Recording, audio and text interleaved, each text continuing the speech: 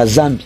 Maombi yote utaomba katika jina la Yesu Kristo kupitia uwezo wa Roho Mtakatifu inatimilika.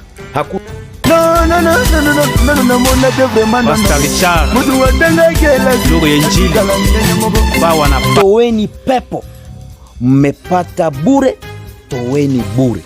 Kuna maneno mbili kubwa kubwa iko pale. Kitu kia kwanza, mmepata bure, toweni bure.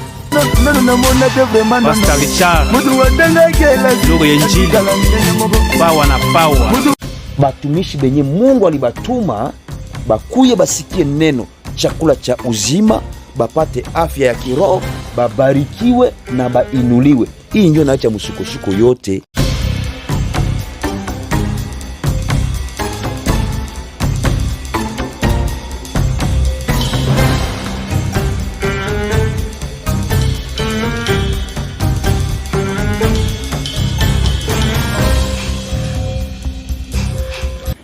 Asante sana wasikilizaji wetu wa channel television yetu ya East Africa TV 001.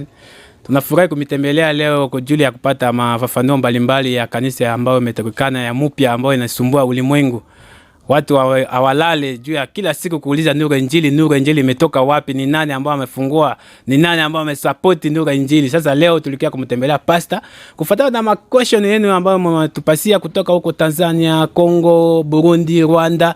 Leo tulikia kumpata huyu mtumishi wa Mungu ambao amejaa na hekima ili mkuwe branché connecté kusikiliza maneno ambayo atajibia yote ambayo mtauliza, ambayo mliuliza tuko nao kupepa, kwa sababu muulize kwa mingi mtapata majibu kamili. Asante. East Africa TV 001. Follow us. Asante. Kama vile kawaida tulikuwa mtafuta mtumishi wa Mungu, tayari tumempata, tuko naye hapa. Habari mtumishi? Karibu sana journaliste Gaston Shako. Ndio. Wa radio television East Africa TV 001. Ndio, nashukuru kupata leo mtumishi wa Mungu ambayo umesumbua ulimwengu sana. Tumekutafuta muda hata ya miezi 6. Kila siku tukapiga simu, tuko napata tu watu wengine wanatupokea kwa sababu basema huko tuko maombi, ulienda kwa maneno ya Injili, ulienda fasi fulani. Sasa leo tulisema hata usiku, hata mvula itoke, tutakuwa tu hapa tuko kupata. Karibu sana. Ndio, tunafurahi sana gisi unatupokea na amani na salama. Asante. Sasa tulikuwa na question zingine, sio kama kutakuwa na neno moja 2 3 ya kuambia watu wengine watufuata. Okay, lakini mbele ya yote unajua tuko kwa maneno ya Mungu. Na kila kitu ya Mungu inaanzaka kuomba ruhusa kwa Mungu. Kwa hivi nitasii kwako hata dakika moja tuweze kuomba hivi, tuanze tuongee, kwa sababu naamini maswali itakuya mingi enye inahusu maneno ya Mungu, watoto ya Mungu, Mungu yeye mwenyewe na kazi ya Mungu. Hebu tuende katika ile maombi. Baba, tunasema asante, hakuna mwingine kama na wewe, unatosha, unastahili. Tunakaribisha watumishi wako kwa ajili ya hii kipindi fupi ya maongezi. Neema yako yanatosha kwa ajili yetu. Acha Roho yako Mtakatifu azidi kutuongoza katika hii muda yote. Mwovu shetani na hila zake zote awe mbali nasi, ni kupitia uwezo wa jina la Yesu Kristo tunatangaza ushindi tukisema amina. Amen. Kwa hakika na nimeamini. Kwa sababu wafazi mingi tunatembea, ukakuta wapasta tunaanza mara moja. Naanza ona dalili ya Mungu iko hapa sana. Amina. Kwa sababu kila fazi tunafanya interview za mingi sana. Lakini utamkuta pasta mwingine, utamfikia mara moja anaanza tu kuongea bila kuomba, bila kufanya nini. Lakini kitu kinanishangaza hapa, kwanza mmenikata unasema ninaomba tuombe. Lazima sana. Ndio. Mungu inatembea ndani ya kimungu. Asante. Unajua kama sisi tuko hapa kweli, ulitangulia kutaja jina yangu. Naitwa mtumishi wa Mungu Richard, na niko hii masiku hapa ndani ya Uganda na kazi ya Mungu, na tunashimamia na kuongoza hii kanisa inaitwa Nuru ya Injili kwa mataifa yote. Lakini sio kuanza hii kanisa kuanza mpya, pana, ni kanisa ilianza tangu, lakini hapa Uganda njoo inaingia sasa, na tunafanya sawa sawa, Mungu anaturuhusu. Asante. Tunashukuru sana. Asante sana kupata mafafanuo mbalimbali kutoka kwako. Yes. Sasa sijue kama ndio tulishafika kwako, unatupokea mzuri, sijue kama utatupatisia muda hivi tukuulize, kuko maswali ambayo watumishi wa Mungu ambayo watu wenyewe wanatuita sisi, hata sisi tu wanatuita wapagani, lakini hatujue kama wapagani inamaanisha nini. Sisi tunatoka huko mtaani tunaingia mbalimbali, watu biko nauliza kwa sababu tunasikia kanisa ya Nuru ya Injili inaleta msukosuko sana sana sana hapa kudunia, zaidi ku East Africa huko mzima. Ndio muda kwa ajili ya utukufu wa Mungu, muda tunakupatia. Kama kuna maswali tuko tayari, roho ya Mungu atatuongoza, kwa sababu enye sie tuko tunafanya, tunaongozwa na roho ya Mungu, atuongoze na roho ya mwanadamu. Unajua ndani ya dunia tuko tunaishi, kuna nguvu mbili, kuna influence mbili enye batu banairesentir. Kuko nguvu ya giza na kuko nguvu ya nuru. Nguvu ya nuru inaongozwa na yeye peke anayeitwa Mungu. Unajua kama unaenda ndani ya kitabu ya Mungu, ukienda katika kitabu ya mtume Yohana, acha tuangalie kwa haraka sana. Ukiangalia katika Yohana sura yake 8, unaangalia Yohana 8 shairi ya 12. Utakuta Yesu anaongea pale, anasema kitu, acha nisome. Ndiyo. Anasema, basi Yesu akawaambia tena akasema, mimi ndimi nuru ya ulimwengu. Yeye anifuataye hata kwenda gizani kamwe, bali atakuwa na nuru ya uzima. Ile Yesu peke yake alikuwa anaongea. Anaongea na watu, anaongea na mitume, anafundisha. Maana yake ndani ya dunia huko hapa kuko nguvu ya nuru inaongozwa na Mungu, na Yesu yeye peke alikuwa ni nuru, alikuja ndani ya ulimwengu akatembea ndani ya nuru. Ndiyo. Na kuko tena ingine nguvu ya giza. Ndiyo. Nguvu ya adui shetani inatembea na shetani anaiongoza. Kuna utofauti mbili. Na kama leo sisi nafikiri utakuwa na inabidi uelewe mzuri. Ndiyo. Na gisi niko na kuelewesha, sio mimi niko naongea zaidi sana. Tutakuwa tunaangalia nini neno la Mungu, Biblia takatifu inasema. Ndiyo. Kwa sababu leo kuna tatizo, kuna shida mingi ndani ya ulimwengu leo. Utakuta batu banajiita batumishi ba Mungu, utakuta watu banajiita waamini wa Mungu, lakini neno la Mungu linasema mutawatambua kwa matendo yao. Kuna aina mbalimbali ya watumishi karibia 3. Ndiyo. Kuna watumishi wa Mungu ya kwanza bale benye bameitwa na Mungu kwa ajili ya kufanya kazi ya Mungu. Kuna bengine bapili ni batumishi benye peke yao wamejiingiza katika utumishi ya Mungu, banajiingiza ndani ya utumishi wa Mungu na akili ya kianadamu na hila pia ya mwanadamu. Kuna bengine tena aina ya 3, kuna bale benye bameitwa na watu. Kwa sababu mtumishi wa Mungu ni mtu mwenye ameitwa na Mungu, anapewa kazi na Mungu na Mungu iko anamulipa. Sasa utaona mtu leo enyina cha ulimwengu, kanisa, watumishi, waaminifu, yote kitu imekuwa machanganyiko, kwa sababu kuna watu wamejiingiza kwa ila. Utamwona kama ni mtumishi lakini matendo yake sio ya utumishi. Hii ni nukta ya kwanza. Katika nukta ya pili leo tukienda kuangalia hapa, Yesu peke yake anasema, ndiyo, yeye iko nuru. Kila mtu yote mwenye atakubali kutembea katika nuru ataona uzima. Unakumbuka ile siku, mimi nafikiria wewe uko mpagani, unajua maneno ya Mungu. Ndiyo. Umesikia maneno ya Mungu ndani ya matelevisheni, kuma radio, kuma gazeti umesoma. Ndiyo. Na hata makanisani umeingia. Kuna siku ndani ya Biblia hapa tu ndani ya Yohana 8, kuko mumama mwenye alikamatika ndani ya uzinifu. Unaona? Ndiyo. Anakamatika ndani ya uzinifu. Sasa wanadamu wenzake wenyewe walimkamata, wakamuleta kwa Yesu Kristo. Wanasema, Yesu, huyu mama tunamkuta katika uzinifu na tumemuleta kwako ili wewe ufanye nini? Umuhukumu sasa. Yesu akukatala. Ndiyo. Yesu anawasikiliza. Wanamaliza mashtaka yao yote. Mama iko pale chini, banamweka pale. Batu bote, umati ya watu, kila mtu iko na mawe kumkono, iko anatafuta fai nini? Kupiga ule mwanamke majiwe kukichwa, amupige kukichwa, bamumalize pale akufe. Kwa ajili ya uzinifu. Kwa ajili ya uzinifu. Anachongewa na wanadamu wenzake. Yesu akainama chini, akaanza kuandika kwenye udongo. Yesu yuko anaandika chini, anaandika chini, anaandika chini. Anaambia watu, hamuya afanye mbaya. Huyu kweli amekamatika, amezini. Gisi mmesema sheria nasema afanye nini? Ahukumiwe, apigwe mawe. Sasa gisi muko pale bote, yeyote mwenye hajawahi kutenda zambi tangu amezaliwa na iko pale, akamate majiwe ampige ule mama hivi bamumalize.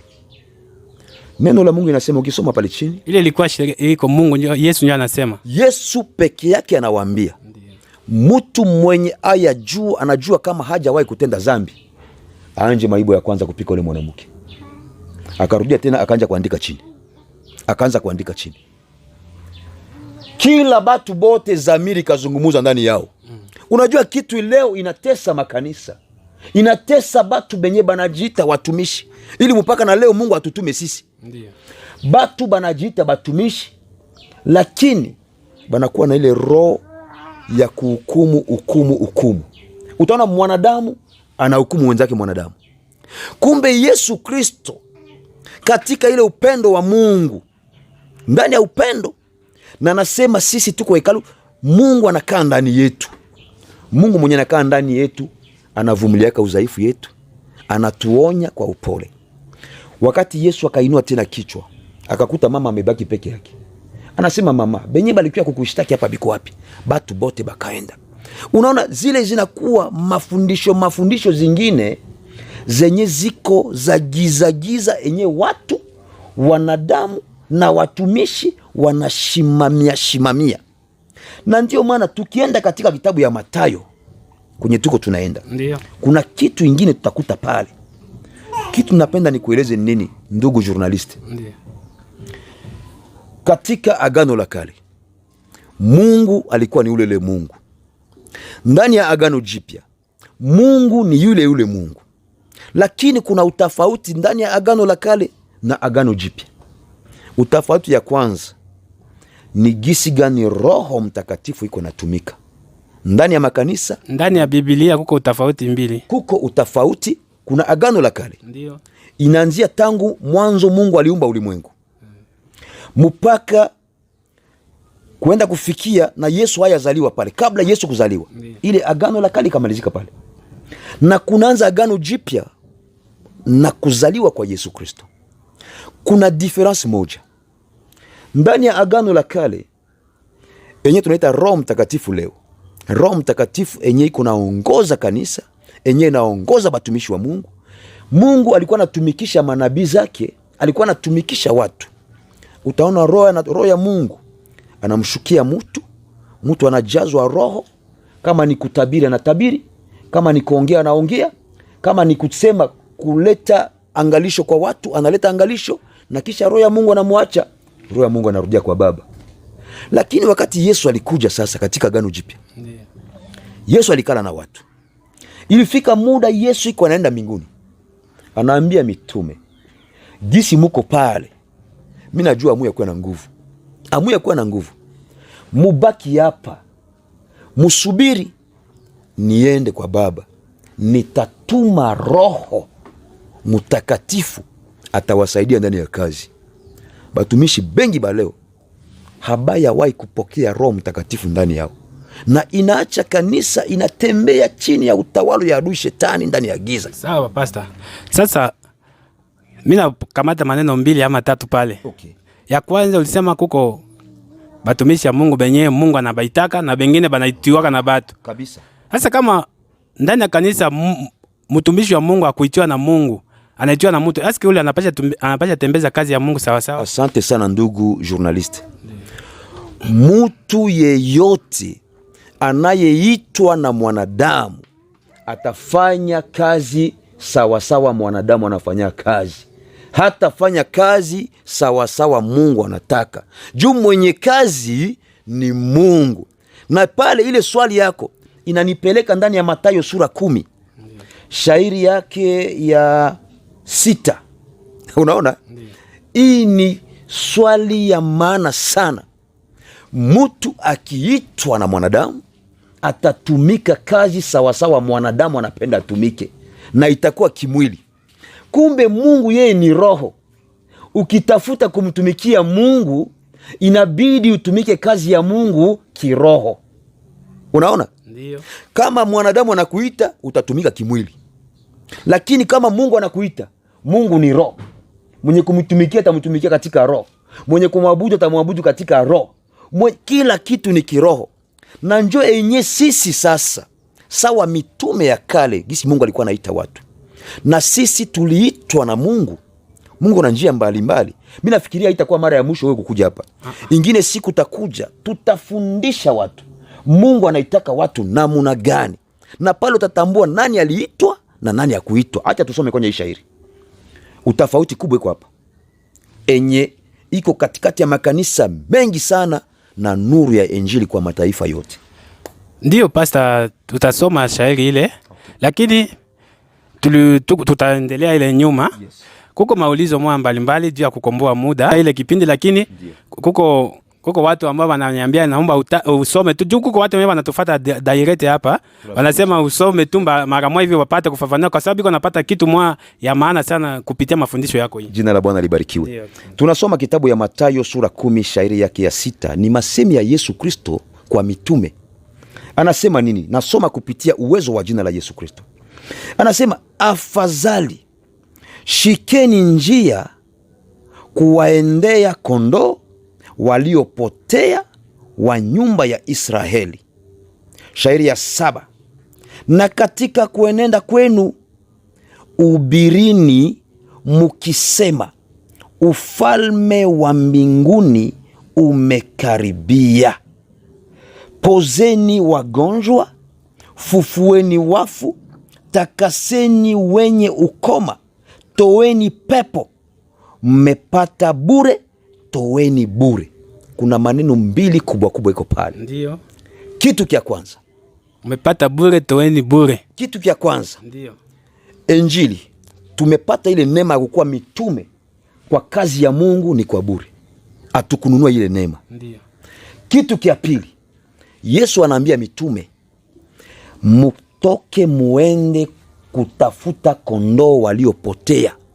Sio musubiri paka kondoo njoo kutafute, lakini weye. Ile inaleta difference kubwa katikati ya madhehebu zingine, makanisa zingine, watumishi wengine.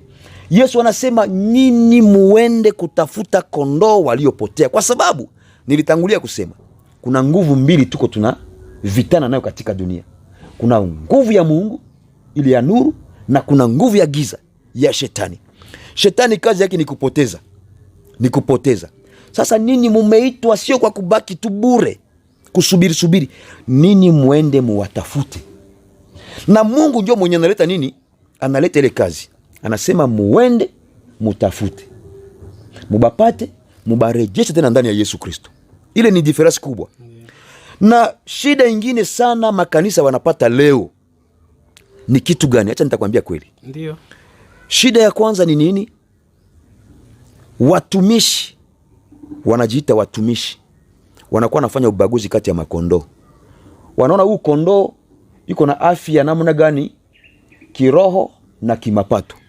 Kama iko na afya yenyewe, iko afya ya level ya chini, hawataenda kwa ule kondoo, wanamwacha apotee.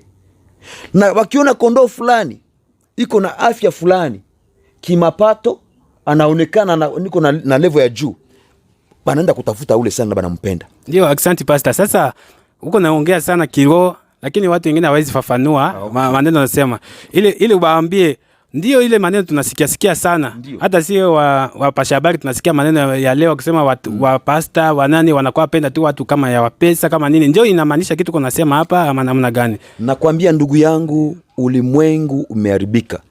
Nitakuhakikishia. Hapa tulisoma ya kuwa Yesu anasema, mwende muambie watu ya kuwa ufalme wa Mungu unakaribia. Maana yake tuko tayari katika nyakati mbaya sana. Ile nyakati mbaya ukisoma katika kitabu ya Timotheo kule, Paulo alikuwa anasema watu watachanganikiwa sana. Na watu wengi, ukienda tena ndani ya Mathayo 24, watajifanyisha kama wanakuwa watumishi wa Mungu. Kumbe mtumishi wa Mungu sio mtu mwenye aliitwa na mtu mwingine kwa ajili ya kunyanyasa, lakini mtumishi wa Mungu ni mtu anaitwa na Mungu, afanye kazi ya Mungu, atafute kondoo iliyopotea, amurejeshe ndani ya Yesu Kristo. Sio kuangalia pozisio yake ya finansi ya mapato, angalia zaidi roho yake, iko anatembea sawasawa neno la Mungu linataka wala hapana. Kwa sababu wakati ufalme wa Mungu unakaribia, maana yake Yesu Kristo alikujaka ulimwenguni, akaenda, alisema atakuja tena, anakaribia kukuja kunyakua kanisa. Maana yake wale wote waliomkubali kuwa Bwana na Mwokozi ya maisha yao wakaokolewa, wanaishi wokovu. Sasa watu wenyewe wanapoteza wokovu, inabidi kuwatafuta, kuwaonya ndani ya neno la Mungu, sio kuona nivo sosiali ya mtu. Watafuta kwa bure. Kwa bure tulipata, kwa bure tutafute kwa bure. Ingine tatukuta pale. Wokovu tulipata kwa bure. Na Mungu njo atatulipa. Yeah. Ingine shida watumishi ya Mungu leo banashindwa kazi. Banashindwa kazi kwa sababu habajui baliitwa na nani, habajui balipewa kazi gani. Na sasa akienda kutafuta kondoo, wala kondoo akikuja kwake, anatafuta apate malipo kwa kondoo. Anatafuta apate malipo kwa kondoo. Kumbe kondoo haiko bose mwenye alikuita mkazi. Mwenye alikuita mkazi ni Mungu. Mungu anakuita, ndugu fulani kuja, kondoo yangu anateseka, mufuate. Wakati unakamata kondoo ya Mungu, unamutunza, unamuonya mzuri. Kondoo yeyote akipata afya mzuri kiroho, unaleta ripoti kwa mwenye kondoo. Mwenye kondoo ni Mungu. Unamwambia kondoo tayari alikuwa anagonjwa, tayari amepona. Mungu atakulipa. Na sasa Mungu akiona kondoo yake, kwa mfano kondoo amepona, anakuwa na afya mzuri, Mungu anabariki kondoo, automatikima utakunywa maziwa ya kondoo. Lakini kama kondoo hajapona, kondoo leo unakuta kondoo anazala, leo anazala, iko ananyonyesha, unampatia majani, nyasi ya kukauka, atakufa. Wakati iko nakula nyasi ya kukauka, mtoto anakosa kupata maziwa, na wewe ule tena unakuja nusu wa maziwa kidogo unafunyanga. Sasa mtoto atakufa.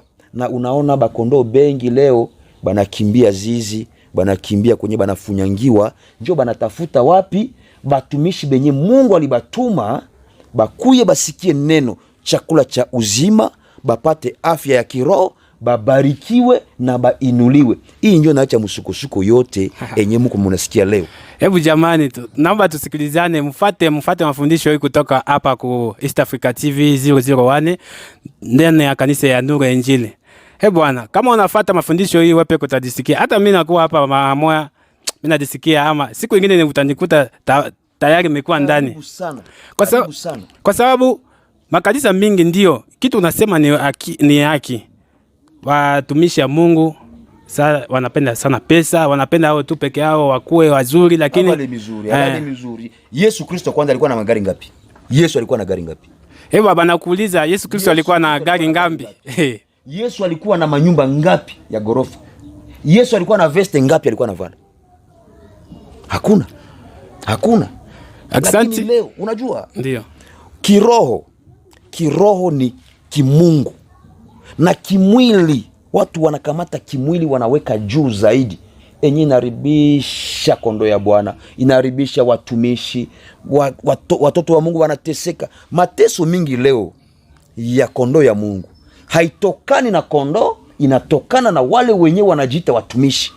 Okay, mapastors ya Afrika mzima, ya East Africa, ya dunia mzima, msikilize kabisa kama shauri kubwa ambayo inatoka kwa mtumishi wa Mungu ambao anajaa na busara, Pastor Richard, ambao ameleta msukusuko sana na amekia kubadilisha maneno ya mafundisho ya Mungu. Gisi mulikuwa mnafuata mafundisho ya Mungu, mulikuwa mnayua haiko gisi yenyewe Mungu alisema mtumikishe. Sasa yeye anakuwa na mafundisho ya mpya ya mzuri ambayo anakuwa kuchunga kondoo. Yeye ndio anakuwa kuchunga kondoo, hapana kondoo ikuchunge wewe. Hapana. Sasa naomba shauri gani utaletea mapastors hivi tupite ku program yetu ambayo tulikia kufanya hapa? Kitu kubwa sana. Kama mtumishi yote uliitwa, inabidi kwanza kujichunguza.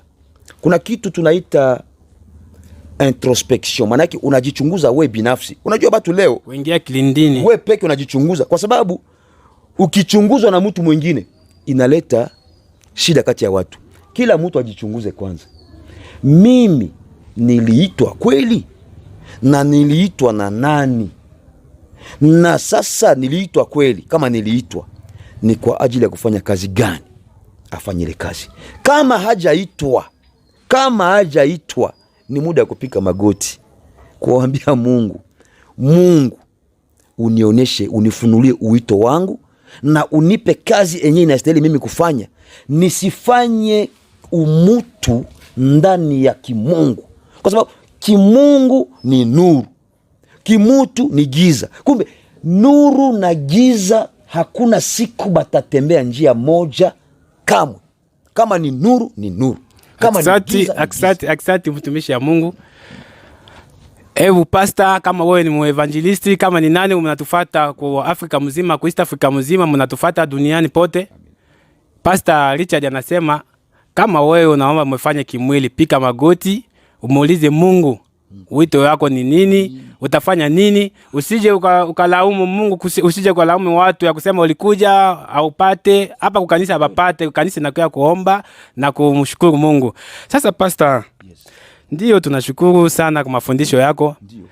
Na naona haitakuwa leo ndio ya mwisho, itakuwa masiku mingi kwa sababu nimepata mafundisho mzuri sana. Mlango ni wazi. Ndio. Sasa leo nasema nuru na giza haipatanaki. Hakuna siku. Kwa maana watu wanakupiganisha na watu wanapiganisha kanisa hii kwa sababu ulitia jina ya nuru ya Injili ama namna gani? Okay, ndugu journaliste, sio mimi nilitia jina, lakini tulisoma katika Yohana. Yesu Kristo anasema yeye iko nuru. Na mimi ninajua uito yangu ni nuru, ndio aliniita.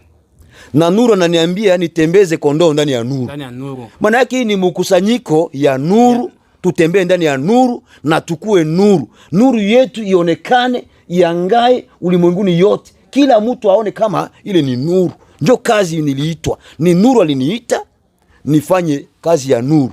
Na ninapokuwa nuru ni lazima tu giza itapenda tu kupiganisha.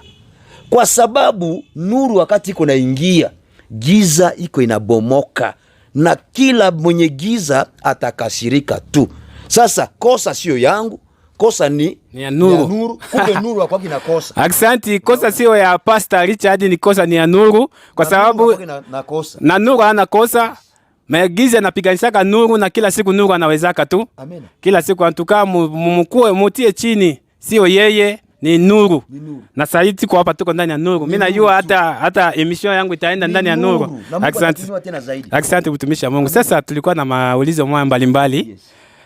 Ndio mshapata mafundisho, mshapata hivi unaita mahubiri. Iko mahubiri kubwa sana ambao wapasta zingine hawayawahi kuhubiri. Bwana pewe sifa. Tunashukuru sana, tunafurahi. Ndio. Ubarikiwe tena. Asante.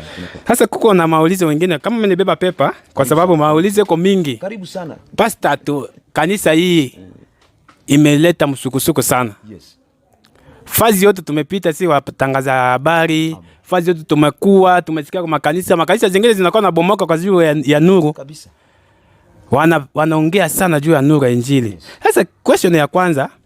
Karibu sana. Ndio. Acha nisome kwa sababu iko mrefu sana.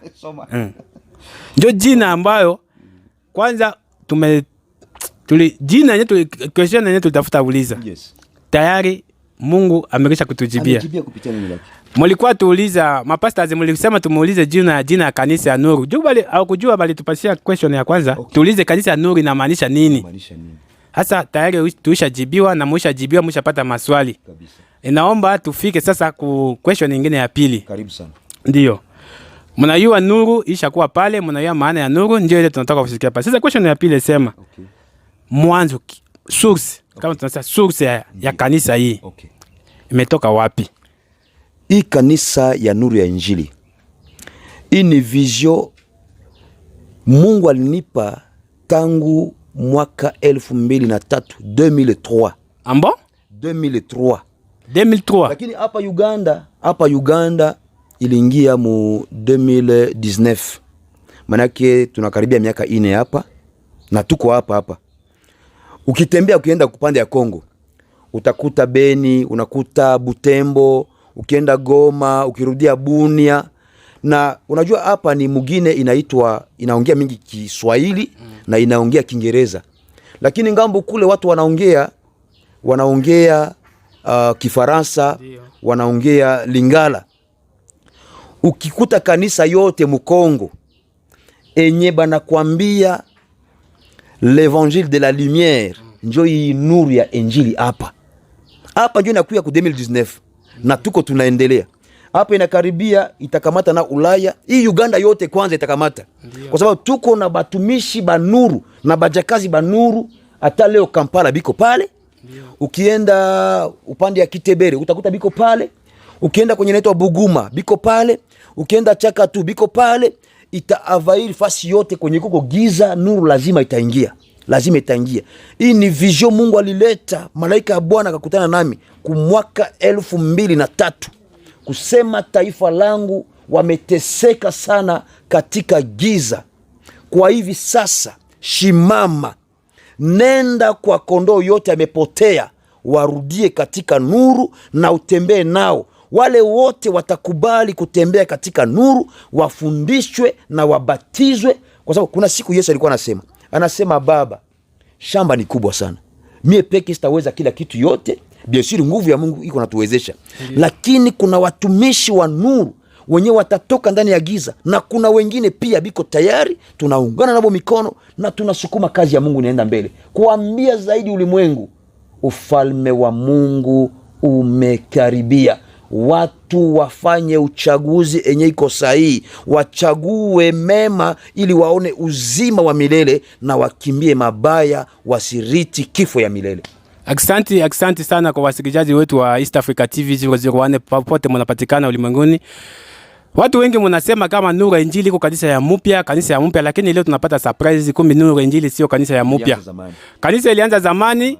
Hapa pia Uganda, unaona pastor? Kuko watu wengine wanasema kanisa hili inafaa miezi 3 tu lakini imesumbua ulimwengu. Lakini mimi napata surprise sasa kusikia kama kutoka tarehe 2019 tangu niliingia hapa.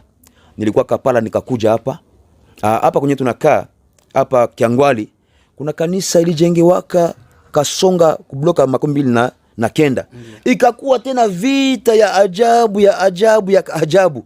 Lakini Mungu peke yake mwenye kanisa alikuwa anaendesha na taratibu. Unajua bia Mungu inaenda na taratibu, haiendaki ya kusukuma, inaendaka laini. Na njoo hapa imekamata ela ya nguvu, na Mungu iko naendelea kujitukuza. Kwa sababu alisema hapa chini, anasema mwende. Sio sisi tunafanyaka miujiza, miujiza ni Mungu. Lakini sisi kazi yetu, mtu yeyote akipokea nuru, kama alikuwa ni mgonjwa inabidi apone, kama alikuwa na mapepo zitakimbia, kama alikuwa na laana alikuwa anamfuata, lazima ile laana inaenda. Njoo kazi, kwa sababu kwenye uko nuru lazima kuna suluhisho. Pastor niko na ulizo kidogo kwa ile. Karibu sana. Juu tunaona hii masiku watumishi mingi ya Mungu wiko natembea na mshwara. Kosi naona mnatumiziaka mshwara juu ya kuponesha watu ama namna gani? Asante sana. Kuna watu wengi hata na sisi wanatupigia. Wanauliza, kazi yote mko mnafanya na nguvu gani? Unajua na Yesu kuna siku watu walimuita iko Beelzebul. Sisi tunafanya kazi na nguvu enye naitwa uwezo ya Roho Mtakatifu ya Mungu. Roho Mtakatifu ya Mungu. Yesu wakati alienda, nitangulia kusema, akaacha Roho anakaa ndani yetu.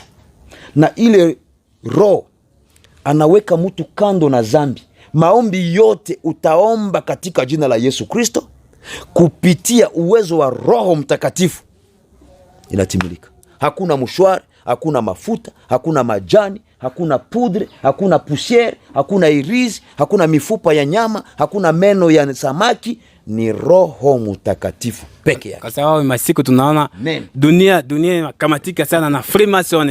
Ndio watu wote wanaanza ona kama wanaona miujiza imefanywa, kila mtu anaona sasa ni Freemason ama anaamua kitu gani. Roho ya Mungu anatumika. Kusema paka sasa Roho ya Mungu angali anatumika. Roho ya Mungu iko ndani yetu, anakaa nasi. Ukisoma ndani ya Wakorintho wa kwanza 3:16 Paulo anasema, amujui ya kuwa mwili yenu kwanza ni hekalu ya Roho ya Mungu. Ile Roho na sasa niko nayo hapa, gisho kunasikia neno la Mungu na huko na ile Roho basikilizaji bote benye biko wanatufuata pale, biko na ile roho peke yake, atabafanya nini? Anababadilisha roho yao. Roho Mtakatifu anakukota mine, unakimbia zambi, unaongea na Mungu, maneno yako yote yanaenda taratibu. Asante sana. Watu ambao mnajilongofia kusema kana nuru ya Injili kama wanafanya miujiza, nuru ya Injili wanaponesha watu, wanafanya maneno mingi, ni Roho Takatifu ya Mungu. Amena. Kupitia uwezo wa jina la Yesu Kristo. Hakuna Freemason hapa. Hakuna mshwara, hakuna pudre, hakuna mafuta, hakuna irizi.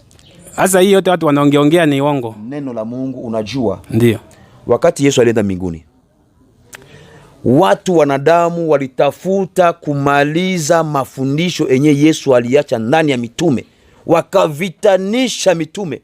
Kila kitu ya Mungu inavitanishiwa. Na vita sio yetu, tulisema tangu mbele. Yeah. Vita itakuwa, vita ni ya mwenye kazi. Mimi siko mwenye kazi. Mwenye kazi na hata kubali kushindwa. Yesu Kristo tangu alianza, tangu mwanzo wa ulimwengu mpaka leo, na hata milele, hakuna vita moja enye atashindwaka. Enye watu wanaweza kusema, watasema, ile ni kuogopa ukweli. Ni kuogopa ukweli. Lakini ukweli itabaki ukweli ya kuwa Yesu Kristo anatawala. Asante, ukweli itabaki ukweli wa kuwa Yesu Kristo ametawala. Na tunapata vision ya nuru ya Injili iko kwenda kuingia fazi yote giza iko. Yes. Kwenda kutia nuru. Kabisa. Sasa pastor, yes, na vita hii yote ambayo uko nayo na misukusuko ambayo uko nayo, na tuko naona kanisa iko naendelea tu.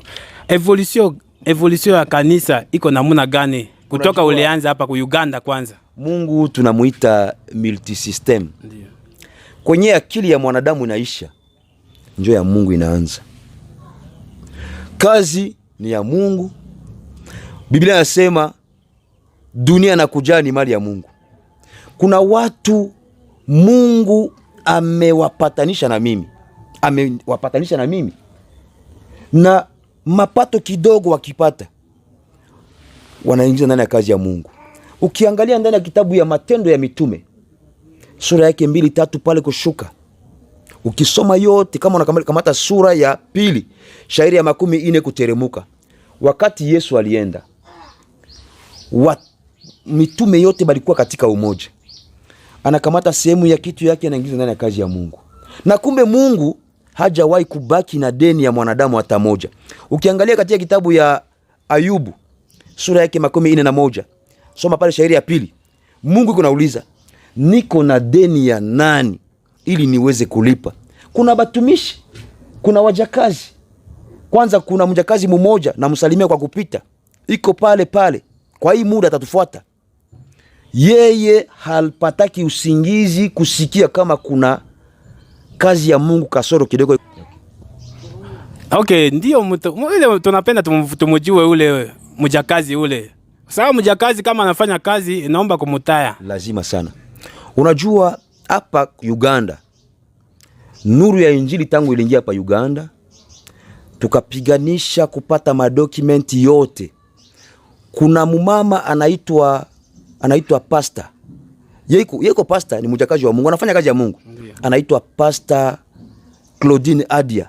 Kwanza namsalimia tena tu. Pastor Claudine nani? Claudine Adia. Pastor Claudine Adia, East Africa TV, tunakusalimia, tunakupenda sana kwa sababu tunasikia wewe unafanya kazi ya Mungu kwa bidii na kwa upato yako yote. Halale kuona kasoro ndani ya kazi ya Mungu. Ndio. Na kuwa na watumishi wa Mungu wengine. Na kuwa na mtumishi wa Mungu anaitwa Evangeliste Gaston Shako. Ule tunaungana naye mikono, tunafanya kazi katika nuru ya Injili.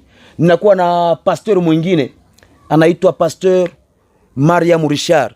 Tunashirikiana kwa mikono, tunafanya kazi ya Mungu kwa pamoja. Na kuwa na pastor mwingine tena anaitwa Pastor Anaweza.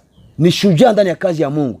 Tunashikana mana mikono, tunafanya kazi ya Mungu. Kwanza hata leo tuko ndani ya programu ya construction.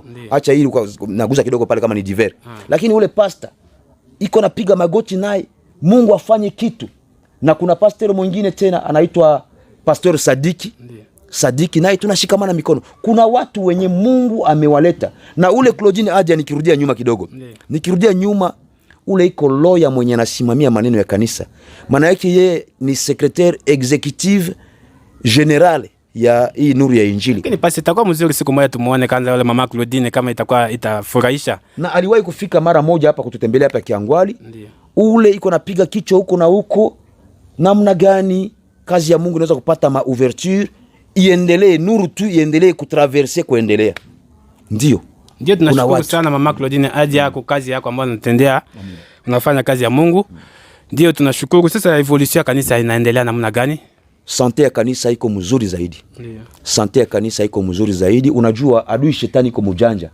Anapendaka tu kwenye watoto wa Mungu wanakutanika naye afike pale. Lakini hana haya.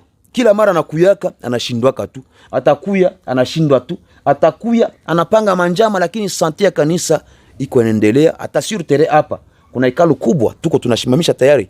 Mungu iko nashimamisha, sio sisi. Mungu iko nashimamisha hekalu kubwa. Hapa mnaanza ndugu journaliste, utapata muda, utatembea pale, utapiga picha na itapita ku television yenu. Itaacha tena watu wengi wanapata hamu ya kutumikia Mungu katika kweli na katika nuru, na watabarikiwa. Kuna hekalu kubwa iko nashimama hapa. Kufikia mwezi wa 12 hapa, ninaamini Mungu atafanya maajabu. Kwa imani. Kwa imani, ninaamini. Asante, kila kitu kwa imani inawezekana. Amina. Watu walikuwa sema njoo, kwa maana watu wanasema hapana, kanisa Nuru Injili iko fazi moja kidogo, lakini iko nafanya miujiza kubwa kubwa. Kumbe mwisha kuwa na evolution kubwa hivi, mnajenga kanisa tayari. Kabisa. Kanisa imeisha ama namna gani? Hapa tayari mwezi mmoja imepita hapa. Tayari tumemaliza kushimamisha miti yote ya chini. Juma jana tulimaliza kupika sharpati yote. Hapa pamoja na Mungu. Tunakaribia kuanza tena kuweka manjanja na kumaliza kila kitu yote. Asante. Unaona kama unapenda Mungu uko nauliza niko na deni ya nani hivi nimulipe. Haleluya. Kama wewe unapenda Mungu akuulize iko na deni ya nani hivi akulipe. Unasikia kanisa iko deja pale, baisha pika charpente. Kama wewe utatufuata ku East Africa TV, fazi yote utapata hii mafundisho. Namba yeo liko napita pale, utatukontakte ku namba hii yetu ya WhatsApp. Kama uko na contribution yako kidogo, tunaomba utukontakte pale, utume hivi, utie na weli njanja ama utie na uize na musumali ama uze kitu kani hata saki moja ya sima. Hivi siku moja Mungu akuulize niko na deni ya nani hivi nikulipe, na wewe utakuwa na jibu ya kumjibia Mungu. Asante. Nafikiria muda alikuwa anaingia hapa, uliona kuna mtumishi mmoja alikuwa analeta hapa manyanya 2. Analeta manyanya 2, analeta misumari kilo 2, na Mungu hawezi kosa kumbariki. Mungu anakuwa na operation 2. Mungu anafanyaka addition, maana yake anajumulisha na tena anakuwa na multiplication, anazidisha. Mungu hana division na Mungu hana subtraction. Ile yenyewe ameleta na Mungu ataongeza tena zaidi. Okay, ndio asa pastor. Yes. Ndio nisikia ulisema kuna watumishi Mungu iko hapa. Ile kwa wale njoo ba collaborateur wenyewe unakuwa nao hapa ama namna gani? Ku niveau ya hapa njoo bale niko nabo, apart Claudine Adia mwenye iko Kampala, na niko na marafiki pia wawili wenyewe wanaungana nami kuombea kanisa. Kuna mmoja anaitwa Bright Deogracias, pamoja na mke wake anaitwa Georgine Bright. Bale ni bandugu wanasapoti sana, wanapiga magoti ili Mungu afanye maajabu iko inaendelea kutendeka. Na zaidi sana niko narudia pale sana kumshukuru sana ule Claudine Adia, kwa sababu kuna mengi amekupitia yeye. Mungu anatufungulia maopportunite mbalimbali ya marealization mingi ndani ya kazi ya Mungu. Pastor, sasa huyu ambao natoka kusema hii couple kama ya nani? Bright. Nao wanaishi tu hapa Uganda. Biko Uganda, biko Kampala. Asante Pastor, sasa mbalimbali na hapa wa Afrika. Yes. Kwa sababu tunaona kanisa iko naendelea. So sometimes watu wengine wanasema pale iko ama kuko kitu mwa fulani imefanyikana pale. Unaona sometimes pastor hata huko nje. Yes. Kama kanisa gisi iko naendelea namna kuendelea, watu wengine wanaita pale kuko Freemason. Kwa sababu banaona kanisa iko naendelea. Labda hapa tunatumania Mungu. Yes. Na hapa ndani ya Changwali tuko hapa tunatumania Ulaya. Pastor. Okay. Hauna watu wengine wa Ulaya ambao wanasupport kanisa hii ama namna gani? Jibu ya nuru. Mbali na hawa watu nimekutajia hapa Afrika ndani ya Uganda. Ulaya hata mtu mmoja hatuna naye. Lakini tunajua Mungu atafungula njia kwa Ulaya pia. Kwa sababu mahubiri tunasukumaka Ulaya, batu kule batatoka ndani ya giza pia batajiunga na nuru. Na wakati mtu anajiunga na nuru, unajua Joshua alisema mimi na nyumba yangu nitamtumikia Bwana. Maana yake wewe na nyumba yako na mapato yako utamtumikia Bwana. Hapa karibuni nakwambia ndugu yangu, na Ulaya itajiunga. Hatuna kwanza mtu sai Uganda wala sponsor mwenye tunamtumainia sawa hapa Kiangwali, watu wanakimbilia mtu shida kidogo wanaomba Ulaya. Sie tunapiga magoti, tunaangalia Mungu. Mungu anafanya maajabu yake kupitia walio wake, wale wanaompenda na wanakontribute kwa ajili ya kazi ya Mungu. Kusema ndio tunasikia habari kama leo tulifika hapa, tulikia kutafuta hivi kwa kutembelea. Juu watu wanasema hapana, unaona wewe pastor gisi kanisa inaendelea Nuru ya Injili kwa sababu iko na masapoti sana kutoka huko Amerika, kutoka wapi. Kusema hii watu wanaongea ni uongo. Hii ni uongo tupu. Hii ni uongo tupu, mtumishi journaliste wa East Africa TV 001. Ile ni uongo tupu. Uongo tupu. Asante sana kwa wasikilizaji wetu, mnasikia leo inatoka kukinywa ya pasta. Huyu sio haiko sekretari yake, haiko evangelist wake, iko yeye peke pasta ambaye ametenda maajabu hapa ndani ya mji ya Uganda, mwenyewe anakia kubadilisha mpango ya shetani hapa ku Uganda. Anasema ile yote ambayo mnaongea kusema yuko na support mwa fulani, hakuna support, ni hii tu watu wanawataya pale mama huyo na couple ile, lakini ya Amerika ama Europe hayapatikana. Mimi najua kama kugisi tuko naendelea kuongea kwa East Africa TV, watu ya Amerika watapatikana na watu wengine ya Kongo watapatikana, ya Kenya, Tanzania watapatikana juu ya kusupport Nuru. Watapatikana kwa sababu unajua neno la Mungu yenyewe iko na nguvu ya roho ya Mungu ndani. Inagusaka watu na watu watajitoa tu. Na tuko na papa mmoja nitamsalimia kwa kupita kwa haraka sana, anaitwa Jean-Claude Fabien. Bibi yake ni Fabien. Hiyo couple Jean-Claude Fabien bao biko Buni ya DRC. Ni couple enye magoti yao haichoke kwa ajili ya kuombea Nuru ya Injili. Hata kwa hii muda niko ninaongea, najua bio kumagoti, banajua kwenye tumefikia kutakuwa hitaji fulani, inabidi bapige magoti, Mungu afungule njia. Tunawasalimia sana. Ndio hapa Jean-Claude Fabien, tunakusalimia sana, pokea salamu kutoka kwa East Africa TV 001. Tunaomba agisi mtaangalia East Africa TV hiyo na muendelee kujiabone, kusubscribe na kupartager message ya Mungu juu ya utukufu ya Mungu. Sasa Nuru ya Injili ndio iko hapa. Namna gani mnatangaza Injili ya Mungu? Mko na njia ngapi mnatangaza Injili ya Mungu? Okay, tunakuwa na njia. Kwanza tuko na konti yetu ya YouTube.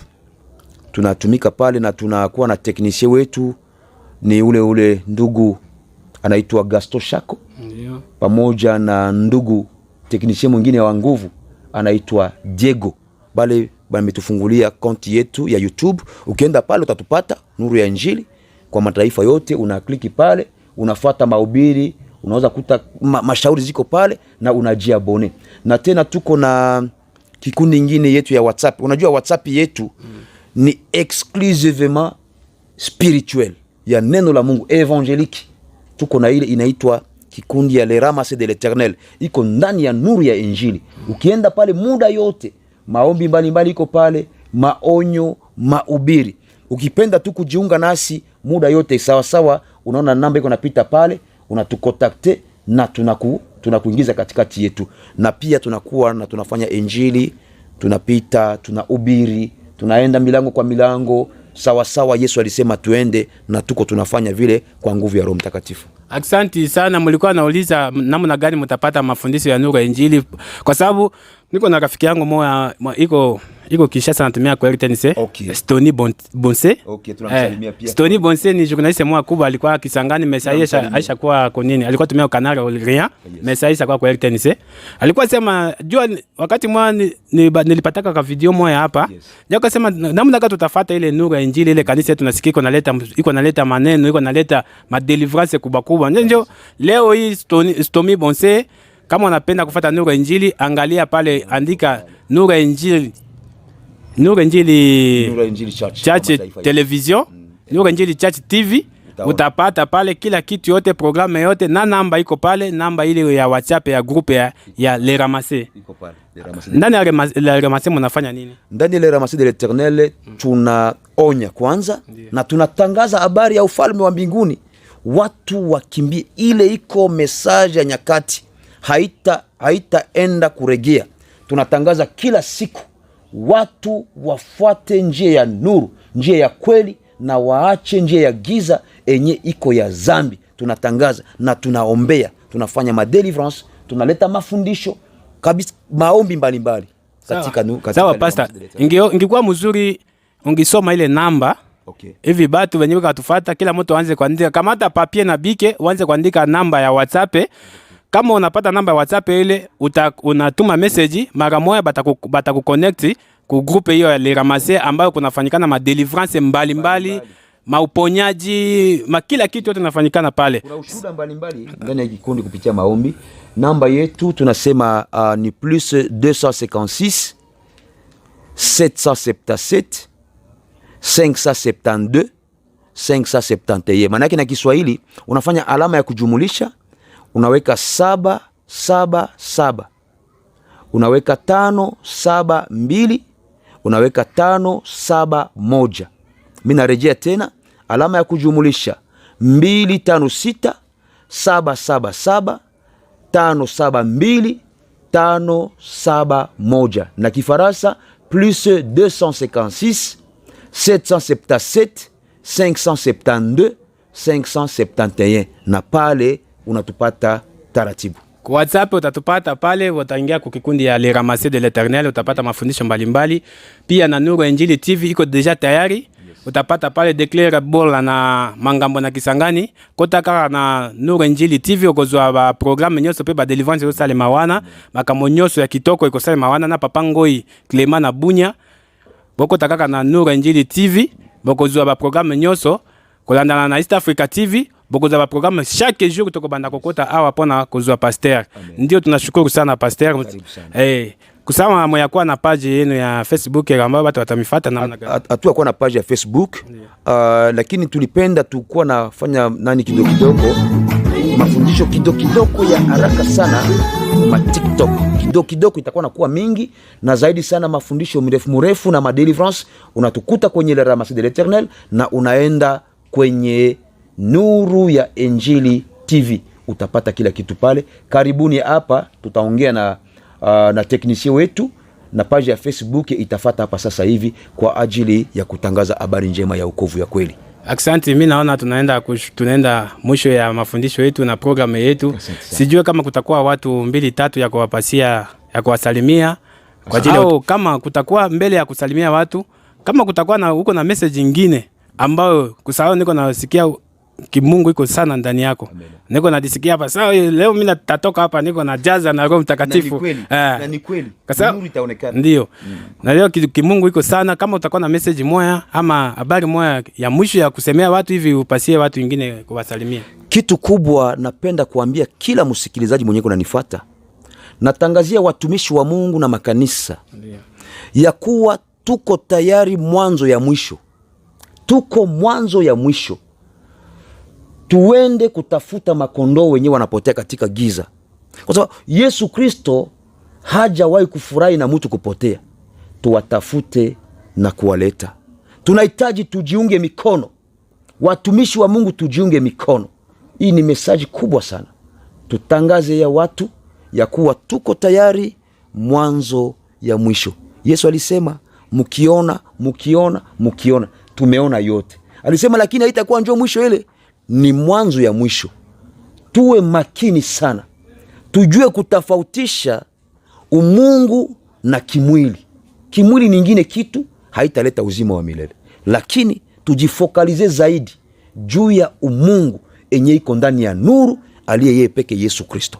Na kwa kupita tunamsalimia mtumishi wa Mungu Pasteur Blaise Anete pale DRC Mambasa Bunia, na tunamsalimia mjakazi wa Mungu anayeitwa Anete Blaise Kampala, na hatutakosa kusalimia wasikilizaji wote, Wakristo wote, watumishi wote na wajakazi ndani ya Nuru ya Injili, na jamaa yako journaliste bote bapokee salamu yetu.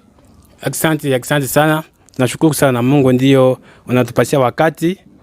Na hiyo kama mafundisho hii na emission hii italeta tena maemission za mingi sana. Kwa sababu unaongea maneno moja kubwa ndani. Na hiyo watu wataandika kwa WhatsApp, wataandika kwa message. Mungu atatenda. Tutapata maneno mengine tutakaa kurudia ku feedback ama emission nyingine tutakaa kufanya wiki nyingine. Ndio sana. Mungu akubariki sana. Na nafikiria kama kuna nyingine kitu sawa tulianza na maombi, tunaweza pia kumaliza na maombi. Itakuwa ni ya muhimu. Asante sana, na na mbele ya pasta kuomba, napenda kumsalimia sana na mimi pia. Amina. Niko na mtu yangu maana nifanyaga kama unaniona niko hapa hivi. Yes. Iko juu yake. Mzuri. Mpenzi wangu sana kabisa. Pacifique Gaston Shako. Sisi pia tunamsalimia kwenye kunatufuata sana. Na Bote Rite Opamba, Josephine Opamba. Amen. Na Eliane Opamba na bebe yangu Leontine Opamba. Acha Mungu atembeze foyer yako ndani ya nuru. Ndio. Mama Deborah uko pale kubunya, tunakusalimia Deborah Opamba. Upate nuru. Upokee nuru kwa jina la Yesu Kristo. Na hiyo siku moja na wewe utatangaza ndani ya nuru. Kwa sababu yeye vile ni msijakazi anaingia kanisa ya Rehema, lakini mimi najua ufika mezire gisi mafundisho kwa pitikana na yeye yeye anakuwa fragile sana kwa maneno ya nuru. Asante sana. Basi naona kama tumefikia mwisho, tunaenda katika ile maombi. Baba, tunasema asante kwa sababu tumefanya ya kwako. Ni wewe ulituita na ukatuwezesha na Roho yako Mtakatifu. Sisi ni wanadamu, kila mara tunasi neema yako kwa sababu vita ni kali. Adui anatutafuta kila mara. Tunaamini kupitia uwezo wa Roho yako anakuwa ndani yetu. Baba, unaendelea kutushika mikono au utatuacha kamwe. Naombea au wasikilizaji wote, acha Bwana Roho yako ikutane na kila mmoja mwenye atafuata hii emission mpaka kumwisho, aweze kugundua ya kuwa wewe uko nuru, na unasema yeyote atakayetembea ndani ya nuru ndiye wewe ataona uzima wa milele. Bariki ekipi yote ya tekniki yenye litumika leo. Bwana uwakumbuke pia. Acha nuru yako iangaze katika maisha yao. Kila kisichokuwa chako ya muovu shetani katika maisha yetu na kazi yako tunakemea kupitia uwezo wa jina lako Yesu Kristo. Asante Baba kwa sababu utaendelea kujitukuza. Mara nyingine tena tutaendelea kuwapokea na tusambaze neno lako. Maproje yote ya nuru ya Injili Bwana tunaamini ya kuwa utatimiza kwa miujiza. Ni katika uwezo wa jina la Yesu Kristo tunaomba tukisema amen. Asante.